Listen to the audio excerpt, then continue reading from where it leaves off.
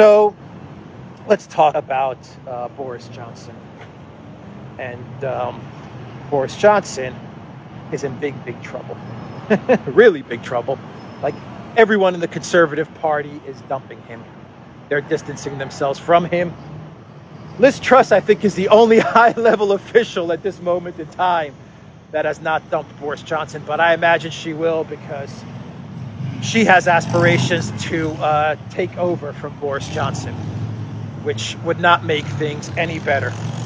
Truss and Sunak, I think those are the two that are vying for power in the United Kingdom.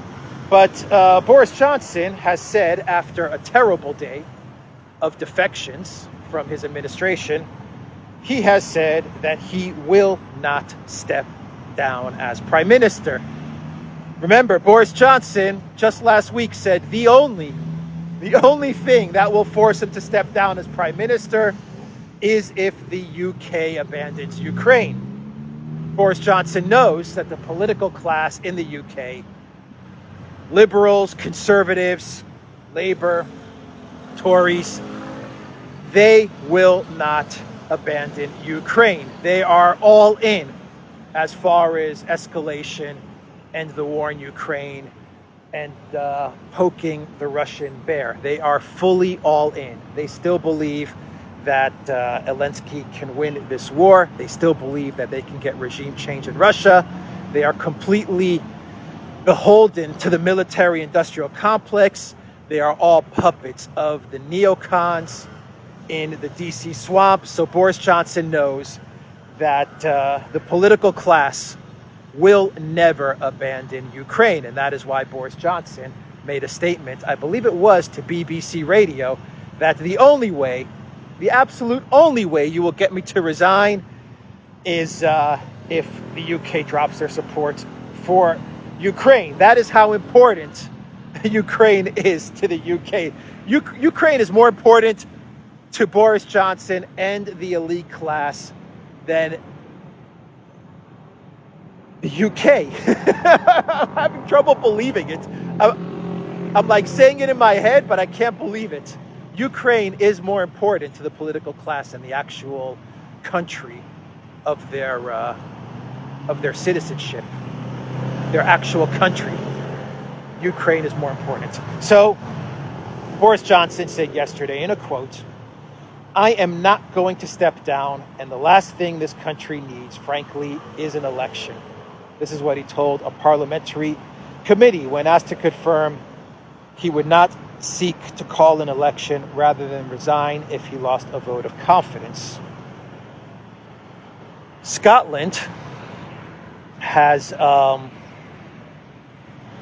approached Boris Johnson for another referendum to break away from the UK, and Boris Johnson rejected the request from the Scottish Prime Minister Nicola Sturgeon to hold a legally binding referendum on leaving the UK. Boris Johnson told Sturgeon that rising costs, the coup, and Britain's support for Ukraine are more important issues. So he turned down the request for an independence referendum, citing the coup, which the policy of the coup was Boris Johnson's making. So he messed up the coup policy. Inflation, rising costs, of which Boris Johnson is responsible for. This is of Boris Johnson's making. He's the one that decided to print more and more money because of the lockdown policy, because of the coup. He's the one that decided to place 20 rounds of sanctions against Russia. And he's the one that has sent the economy into a complete tailspin. And then he mentioned Ukraine, because, of course, Ukraine is the most important thing on Boris Johnson's mind at the moment. Nothing is more important than Ukraine. And it is Boris Johnson who has decided that Ukraine is going to be the hill that the United Kingdom dies on. And that is exactly what is taking place. That is exactly what is happening. the UK is breaking up and is falling apart because Boris Johnson has decided that it's all about Ukraine. So that is what's going on with Boris Johnson. He refuses to resign. He will not grant a referendum to Scotland. And the reasons for doing this are the COOF lockdown, rising prices and inflation because of the COOF lockdown and money printing, and sanctions placed on Russia. And Boris Johnson will not step down because of Ukraine. All the three things that have completely destroyed Boris Johnson's tenure as Prime Minister of the UK. Boris Johnson is like the guy that does not leave the party. You throw a party and everyone has left, everyone has gone home, but Boris Johnson refuses to leave. He just sits there and he is just hanging around, and you're cleaning things up, and you're saying, oh man, it's tired, it's time to go to sleep, it's time to go home. But Boris Johnson, he's just still hanging around. The only difference is that this was not a party. This was a disaster. This has been a freaking disaster of a prime ministership from Boris Johnson. All right, so saying that, I think I will wrap up this video. I don't really have much else to go over for this morning. We have the news that the Russian military took out two HIMARS, two of these game-changing HIMARS that were delivered to Ukraine from the United States. So that would leave two more HIMARS left in Ukraine. So I believe the U.S. said they're going to deliver 8 HIMARS in total. I think 4 of them have already made it to Ukraine. Another 4 are slated to be delivered, I believe, in like September. But now you only have 2 left because 2 of those 4 that were in country have been destroyed by the Russian military.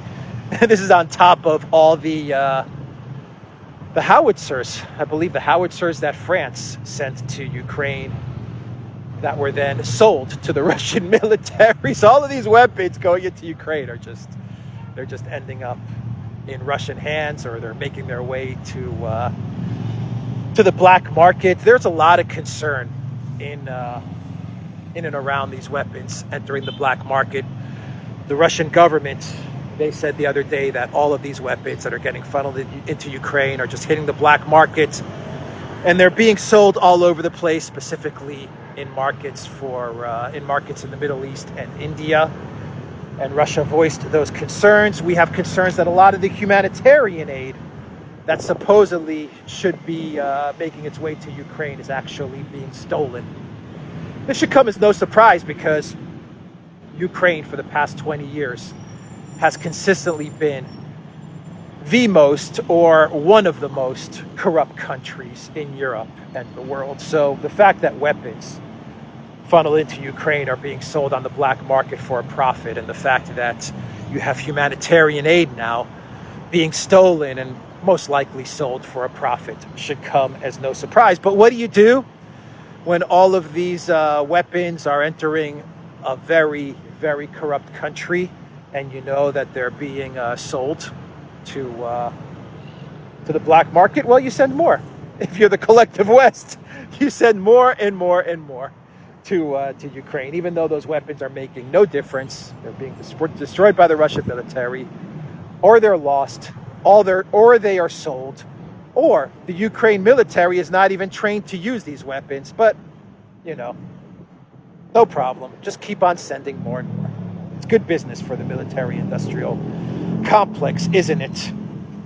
And before I get to my clown world, one more story, which actually just 2 more stories which actually came to mind. And the one story has to do with Iran, since I was talking about oil. And the JCPOA, it looks like it has fallen apart again, the Iran nuclear deal.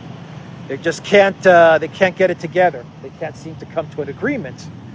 And because the JCPOA is not coming together, the U.S. has decided to place sanctions on Iran.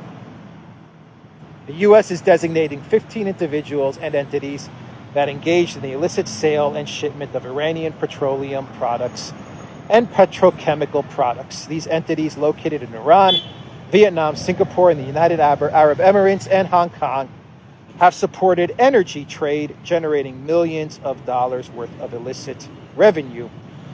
Anthony Blinken tweeted, "We are imposing sanctions on Iranian petroleum and petrochemical producers, transporters, and front companies, absent a commitment from Iran to return to the JCPOA, an outcome we continue to pursue. We will keep using our authorities to target Iran's exports of energy products."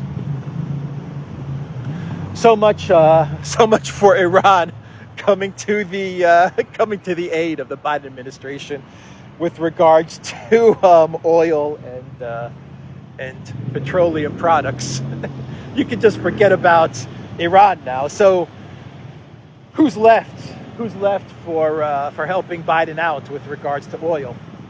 Given the fact that he's depleting the U.S.'s strategic petroleum reserves, the only countries left now are what? Venezuela and Saudi Arabia. And Saudi Arabia has pretty much given Biden the snub. And Venezuela, well, from what I understand, every time the Biden administration contacts Venezuela to see if they can get, if they can tap into Venezuela's oil, Maduro calls up Putin and they strategize.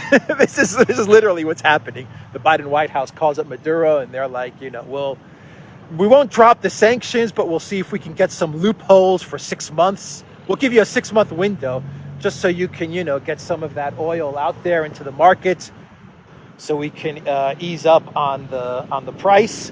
And then Maduro's like, yeah, okay. And then he calls up Putin and he's like, you'll never guess who called me for like the 10th time.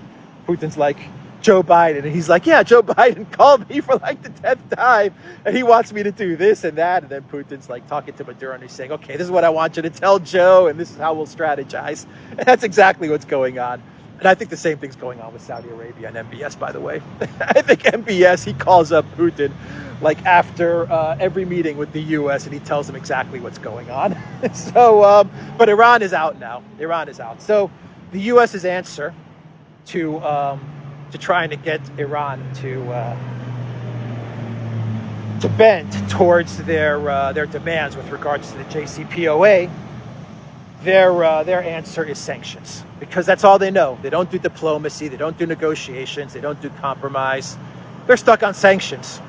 That's it. A bunch of nails and a hammer. That's all the Biden administration sees. Everything is a bunch of nails, and there's only one solution, and that's a hammer. They're sanctions addicted. So, one more story, very quick story before I get into a clown world. And this could actually be like a pre-clown world story, but I mentioned yesterday in my video this Switzerland summit, this 2-day summit to figure out a way to confiscate the $750 billion in frozen Russian assets. And they're trying to figure out a way. How do we do this without sinking the collective West financial architecture? So they're scheming, and they're trying to figure out how they can do all of this. And the solution they came up with is the reconstruction of Ukraine, right? They're going to reconstruct Ukraine. The war hasn't finished. The conflict hasn't ended. Ukraine has lost around a fourth of its territory, which is never coming back. The rump state of Ukraine has pretty much remained untouched. And the collective West is already trying to figure out, is already talking about a reconstruction plan worth $750 billion. And they're trying to figure out a way to confiscate the frozen Russian assets. And so during this 2-day summit, the Prime Minister of Ukraine, and I think I'm getting this story right, and I'm going to put a photo up there for everyone to see. The Prime Minister of Ukraine was speaking to these globalists, these Davos globalists in Switzerland, and he put up a map. And he had the map divided, and you'll see the map on your screen right now. And he had it divided into certain sectors. And you can see country flags on those sectors. Those are the countries that, according to these Davos globalists, those flags on those sectors, those are the countries that are going to pick up the tab for the reconstruction of those sectors. So Poland is upset with how the dividing up of reconstruction is taking place, because the Polish flag is smack over Donbass. And Poland's like, well, why do we get the most expensive? Why are we going to get the actual area that needs reconstruction? Why do we have to administer that area according to the map? And Poland's like, no, we should get the West. We should get Lviv. That's the natural choice for us. But nope, the Davos globalists, they're giving the Donbass to Poland. So that's going to be the area. That's going to be the region that Poland is going to have to administer in this $750 billion reconstruction plan. And you can see all the maps, and you can see all the flags on the Ukraine map, and you can see which country is going to administer which region and which area.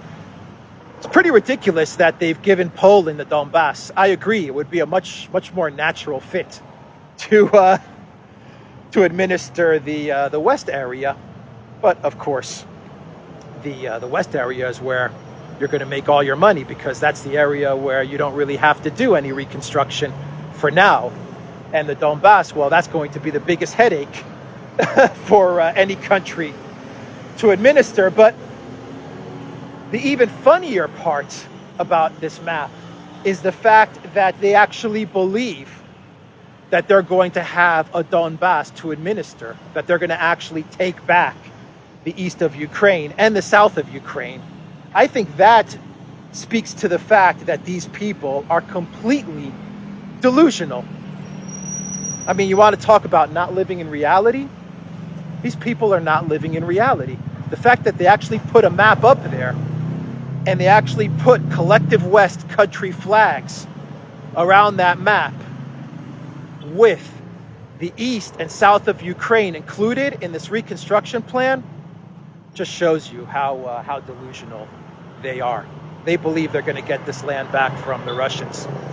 Maybe it's going to happen in this August counteroffensive with the million-man army that Ukraine has assembled, and all the massive NATO weapons that million-man army is going to use to mount this counteroffensive. I don't know. But let's get to our clown world and wrap up this video. And this clown world, boy, is this a good one. This clown world has to do with coins. I don't know if there's any coin collectors out there, but if there are any coin collectors, well, this clown world is for you, and I've got a very special surprise for you. Something that I know all the coin collectors are going to jump on, and they're going to purchase right away. We have, according to the Biden White House, the 9th coin in Historic Moments series, Snake Island, Ukraine, honoring the Ukrainian resistance against the Russian invasion at Snake Island. Number 34 in the series, pre-order, ships September 30th, 2022. Free international shipping to Ukraine and all NATO countries. And there you can see the coin. Oh my God, I can't take it. These clown worlds get more ridiculous with each passing day. Let's see here. Coin number 9, Snake Island, honoring the Ukrainian resistance against the Russian invasion at Snake Island. 20% of all profits from this sale will go direct to Ukrainian women and children in need through the White House gift shop, established 1946 outreach project with 0 deductions. Pre-order the item, ships September 30th, 2022. By the time it ships out in September, I'm trying to figure out what is Ukraine going to look like by the time this coin ships out. This is the Snake Island where the other day the Ukrainians, they didn't plant a flag there. They dropped a flag there and then they ran away. So, yeah, for all the collectors out there, this is your big opportunity to get the Ukraine coin. Coin number 9. It's a series of coins. How about that? This is crazy. How much is this thing going for? Let me see here if I can. I think it's going for like $100. Regular price $100. Free shipping on orders over $75. Pre-order ships on September 30th. Quantity 1. Add to carts. Maybe I'll pick up 5. Maybe I'll pick up 5 of these Snake Island coins. Oh my God. No more comments. No more comments from me. I'm getting more and more speechless with each of these clown worlds. I'm becoming more and more speechless with each of these clown worlds. It's just ridiculous. Who in their right mind is going to pay $100 for a Snake Island coin? It might be a collectible because, you know, when this war is all over and stuff, maybe the ridiculous factor of this coin is going to make it a hot ticket item. I don't know. Maybe something like that will happen. Anyway, I am going to end this video, guys. Go to Alexander's channel. Check out his videos and his deep dive analysis. Go to the Duran's channel and check out our videos and our deep dive analysis on world news. Go to the Duran shop right here. 10% off. Use the code GOODDAY. Pick up a cool t-shirt and the Duran.locals.com. Take care.